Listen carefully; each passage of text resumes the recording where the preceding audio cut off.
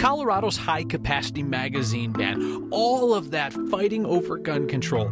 For what, if the law isn't working? The former governor's first and fiery response to his ethics investigation findings. Your next question about whether our state's move to the national popular vote is almost entirely funded by Californians. If RTD can't run a reliable transportation system, perhaps it could at least invest in a reliable communication system to tell us when stuff isn't working. The familiar voice that leads the national anthem at the Pepsi Center has one person on his mind as he sings. And a moment of quiet gratitude for all who have served. We'll stop by Fort Logan on this Veterans Day edition of Next. Colorado's gun laws may have a loophole so big you don't even have to be a good shot to unload your illegally large magazine right through it. A ban on the sale of large capacity magazines has definitely not stopped the sale of large capacity magazines. Now, we know this because our Marshall Zellinger, along with Zach Newman, a producer with our 9 Wants to Know team, went to 10 gun stores in 6 counties. Here's one example of what they found. So if you break them down and sell them to me in the apart side of it, then how would I put it back together? We'd show it at the register. It takes about 5 seconds. 5 seconds? Yeah, without a tool. What? It's just a plate on the bottom that we're sliding off. So we just slide that off the bottom, the spring comes out, you just put the spring back in and slide it on. Is it... I'd be curious to know what that looks like. Yeah, this one's open up better.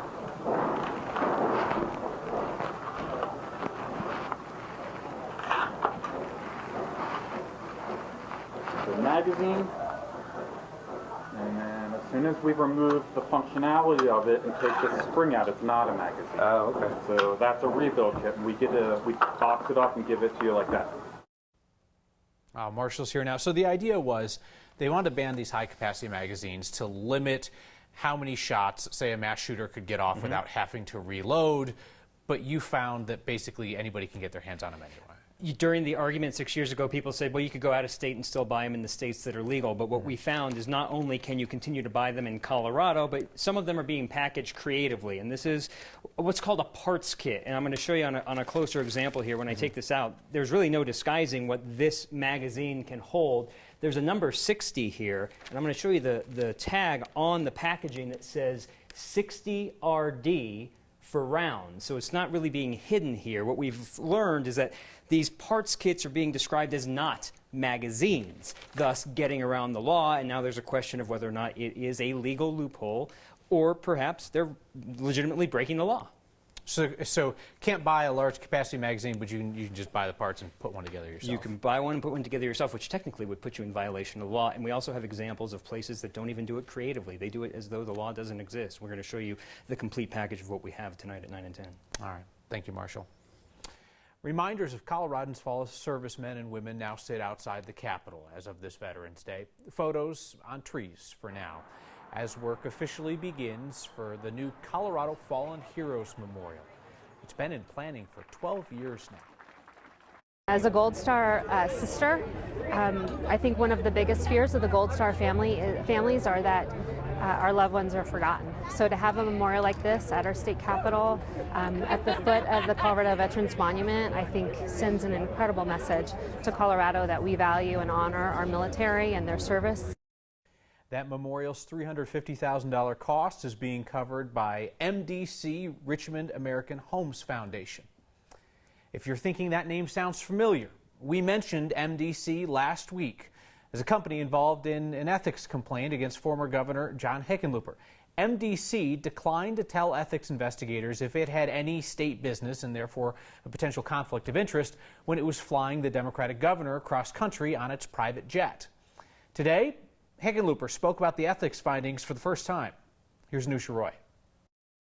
I'm not going to tell them what to do. Former Governor John Hickenlooper was willing to tell us that he didn't do anything wrong. My understanding was that we were doing everything that we were supposed to do.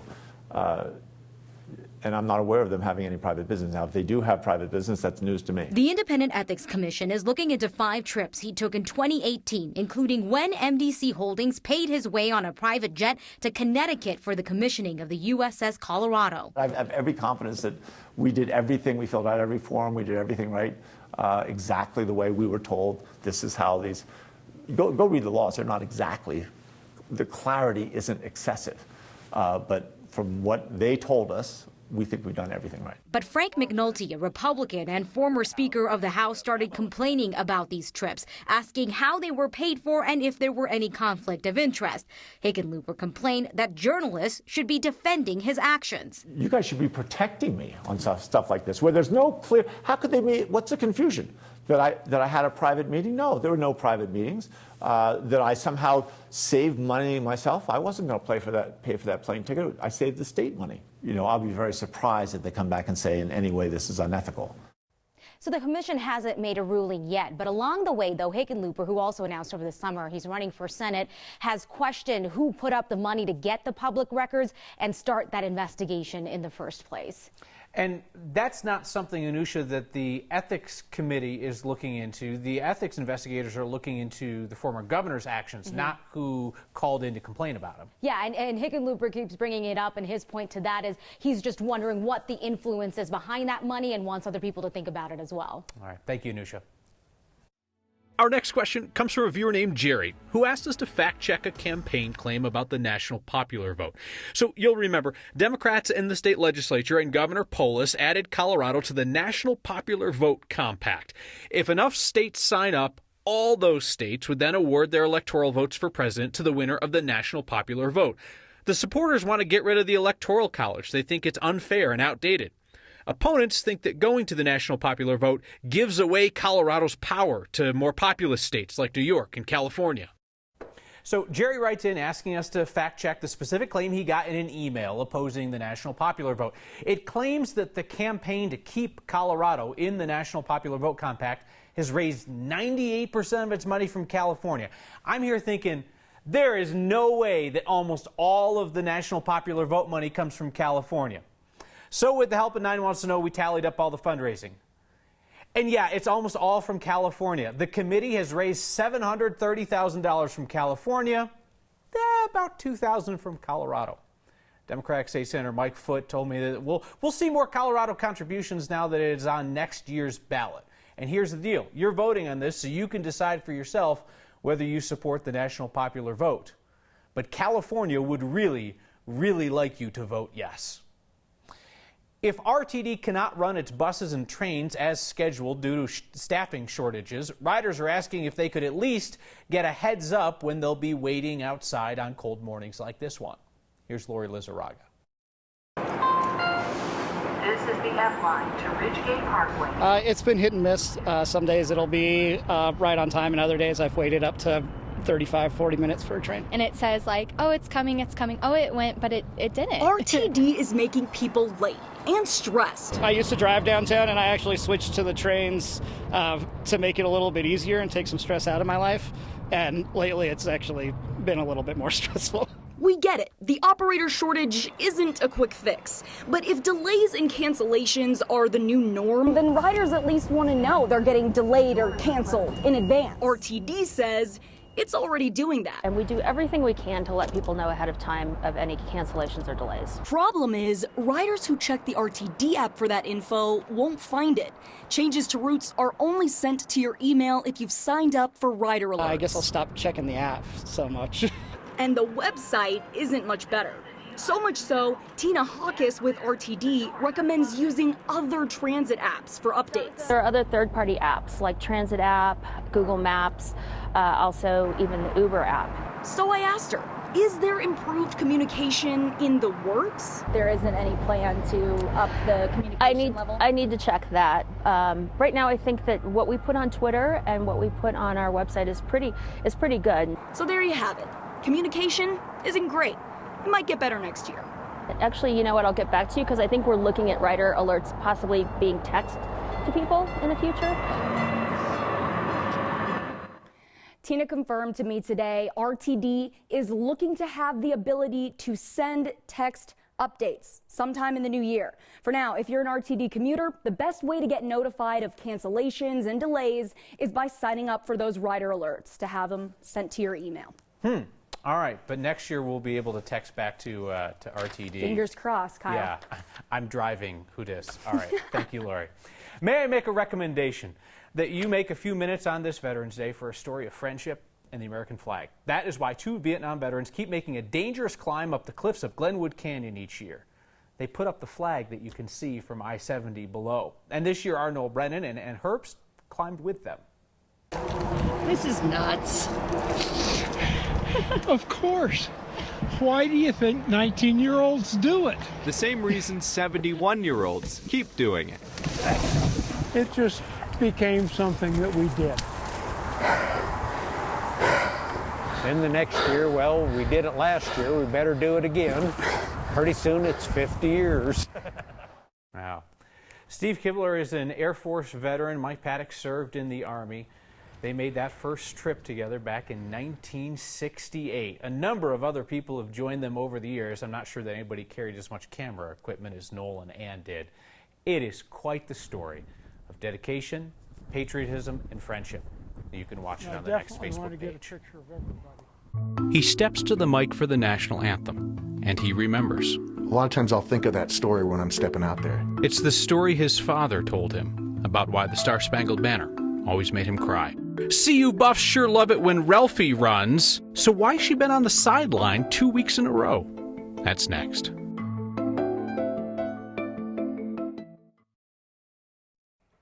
We started off this Monday with a glaze of ice and freezing drizzle and snow. We went to mostly sunny skies this afternoon. It was cold, and now a big, bright, beautiful moon is rising over downtown Denver. It's full tonight, and that high today at 24, a far cry from the average. But guess what? Our numbers are going to flip the other way just as quick as they tumble today. 22 at the airport, and right now the winds are calm, but as winds shift out of the southwest in advance of the system, which is well east of us, we'll actually see our high temperature come later tonight. Our storm system is tracking east, an icy mix from Atlanta, Washington, New York up into Boston. We have high pressure building in behind it, and that means a nice warming trend even with the next weather system approaching from the northwest. Fair skies, calm and quiet tonight, a low of 15. Sunshine and 58 on Tuesday. Temperatures trend above average until Saturday. Next storm I'm tracking does arrive Saturday night into Sunday. Right now should be a mountain snow event, but can't rule out a 20% chance of snow showers here in Denver, Kyle, by Sunday morning. Kathy, thank you. Is Ralphie okay? Buffs mascot didn't run this past weekend. Second Saturday in a row. What's up with Ralphie? CU sports information guy Dave Platty estimates that Ralphie's pregame run around Folsom Field has only been canceled 8 to 10 times in a half century and almost never in back-to-back games. Ralphie missed 2 weeks ago because the field was thought to be too slick. But on Saturday, it was just because she was mad. Ralphie's handler said she wasn't having it. CU insists that Ralphie is in perfectly good health. Ralphie 5 is by far the largest and the fastest of all of the previous Ralphies. So if she doesn't want to run, she doesn't run. A quiet and snowy Veterans Day morning. I'm visiting my dad. He's a Vietnam veteran. His gravesite looks prettier in the snow, so it's not bad. And it's not too cold, the sun's out. Perfect for thinking about those who fought for our freedom. If you've been to an Avs game, you have heard him sing the national anthem. Tonight, he shares with us what it means to him and his family. That's next.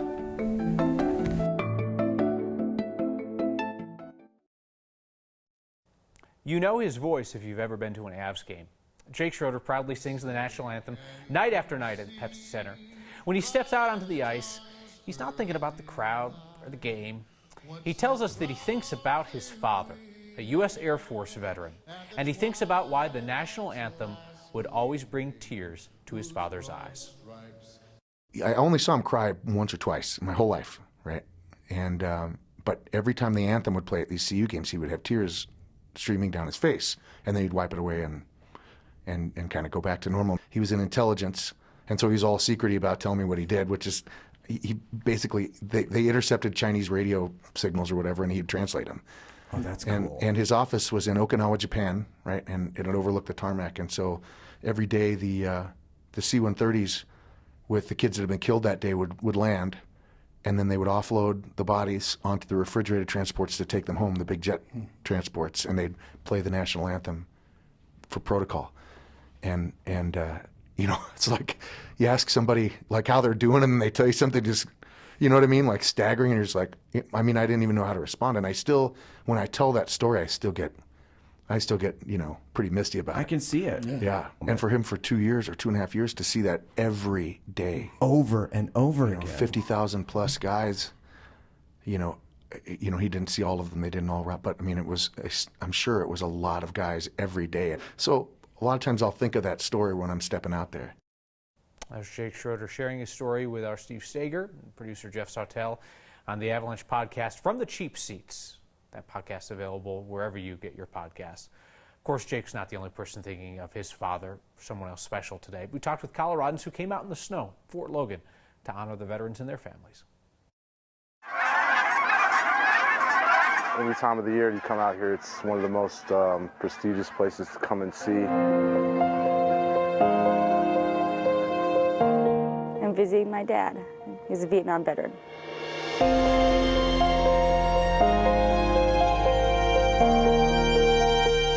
A little cold, a little chilly, but you know, this is a little nothing compared to what these guys have sacrificed, so it's the least that I can do.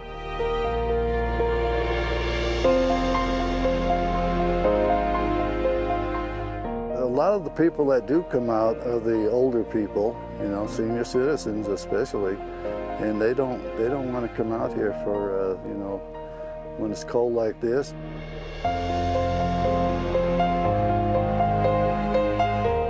It definitely brings back a lot of emotions. It definitely, you know, brings it all back to the, you know, first time that you were here and the first time you've seen this place.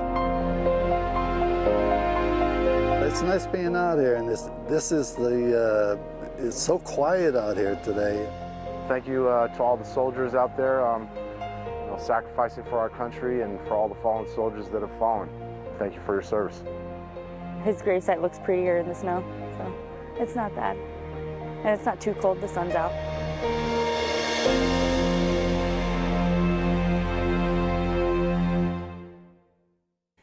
Our thanks to all who have served, are serving, and to their families who make that service possible. We'll have your feedback next. The most Colorado thing we've seen today, just a guy and his two-dog crew running errands with the top down this morning. A few of you spotted them around Highlands Ranch, and I love that multiple people saw this and were like, "Ooh, I gotta tell Next." What's the most Colorado thing you've seen? Hit us up with the hashtag HeyNext or email next@9news.com. Patty writes in tonight to say the music Kyle continues to play as the lead-in for his next show literally has us diving for the remote. It is abrasive. It is unimaginative. It is loud. It is obnoxious. Patty continues, his choice of lead-in music could not be worse. So sad because we are 30 years Channel 9 fans. A true disservice to his co-workers, if you ask me. No, Patty's not done. Patty's not done. There's the music, by the way. Terrible. Just terrible. Have written him twice about it. Nada. He ought to understand his audience is not receptive to his grueling, torturous music. No one I talk to like it. No one.